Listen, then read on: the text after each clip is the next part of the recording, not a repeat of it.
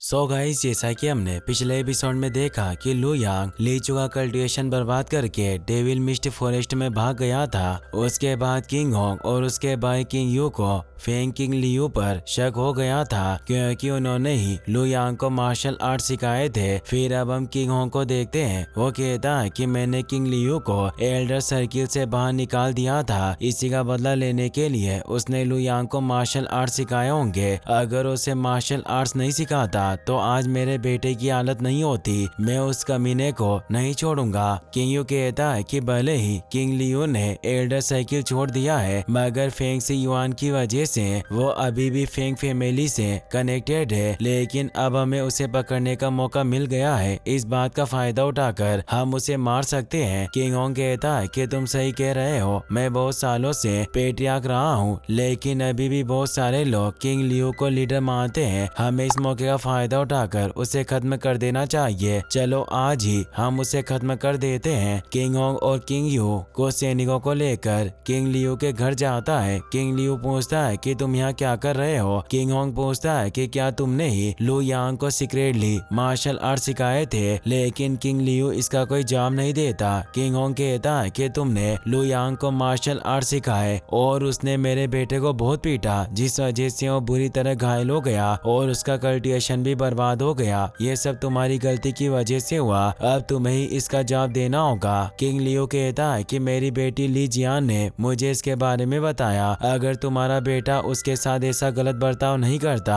तो लू यांग उसे कभी नहीं पीटता। इसमें मेरी नहीं, सिर्फ तुम्हारे बेटे की गलती है। इस बात से गुस्सा होकर किंग होंग अपनी स्वॉर्ड निकाल लेता है तो किंग लियू भी अपनी स्वॉर्ड निकाल लेता है। लेकिन किंग होंग एक अटैक करके किंग लियू को दूर गिरा देता है। वो कहता है कि तुम मेरा सामना नहीं कर सकते हो, इसलिए ज्यादा होशियार मत बनो। किंग लियू कुछ नहीं कर पाता और सैनिक उसे पकड़ लेते हैं। फिर हम सीमिंग को देखते हैं। वो फेंग मेंशन के बाहर आ जाता है। एक सैनिक उससे कहता है कि तुम कौन हो और यहाँ क्या कर रहे हो। सीमिंग कहता है कि मैं फेंग किंग शी को ढूंढ रहा हूँ, क्या तुम उसे जानते हो। सैनिक कहता है वो तो बहुत सालों पहले मर चुकी है, आखिरकार तुम कौन हो और उसे क्यों ढूंढ रहे हो। ये सुनकर सीमिंग चौंक जाता है। वो पूछता है कि क्या तुम उसके बेटे को जानते हो। अगर तुम उसे जानते हो तो मुझे उसके पास ले चलो, क्योंकि मुझे उससे बहुत जरूरी बात करनी है। सैनिक कहता है कि तुम्हें आने में बहुत देर हो गई, क्योंकि किंग शी के बेटे लू यांग ने फेंग फैमिली के लीडर के बेटे को बहुत पीटा है, जिस वजह से उसका कल्टीवेशन बर्बाद हो गया। इससे गुस्सा होकर पूरी मेंग फैमिली उसे ढूंढ रही है। वो अपने आप को बचाने के लिए डेविल मिस्ट फॉरेस्ट में भाग गया। यह सुनकर सीमिंग को गुस्सा आता है। वो अपनी पावर एक्टिवेट करके पूछता है कि फॉरेस्ट किस तरफ है और लू यांग के बारे में किसे पता है। उसे देखकर सैनिक घबरा जाता है। वो कहता है कि हमारे थर्ड मास्टर किंग यू अपने सैनिकों के साथ लू यांग का पीछा कर रहे थे, उन्हें इसके बारे में सब पता है। सीमिंग कहता है कि मुझे उससे बात करनी है, इसीलिए मुझे उसके पास ले चलो। तभी किंग यू और उसके सैनिक किंग लियू को पकड़कर मेंशन के बाहर आते हैं। वो सैनिक भागकर वहां आता है। वो बताता है कि एक मास्टर स्वॉर्डमैन आपसे मिलने के लिए आ रहा है। सीमिंग वहां जाता है। वो कहता है कि मैं किंग शी के बेटे को ढूंढ रहा हूँ और सैनिक ने मुझे बताया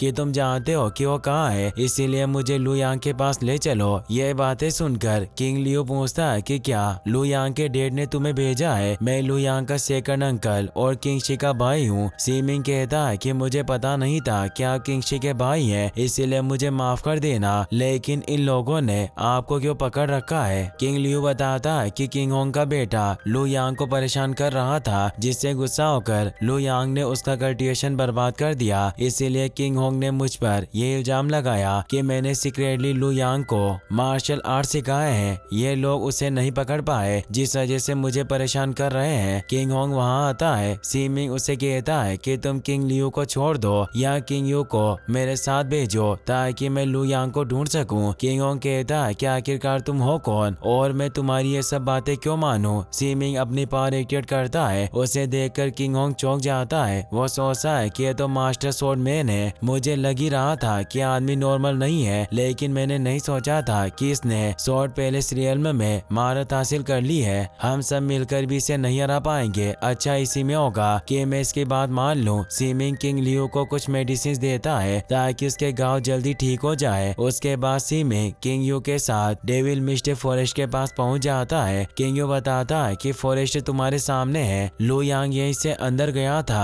ये फॉरेस्ट बहुत ज्यादा खतरनाक है क्योंकि यहाँ 100 डीमंस होते हैं और हमेशा पूरे फॉरेस्ट में मिस्ट यानी धुंध रहती है, जिस वजह से सब लोग अपना रास्ता भटक जाते हैं। इसीलिए मैं भी इस जगह से आगे कभी नहीं गया हूँ। सीमिंग फॉरेस्ट के अंदर जाने लगता है। किंग यू कहता है कि ये तुम क्या कर रहे हो, क्या तुम्हें मरने से डर नहीं लगता।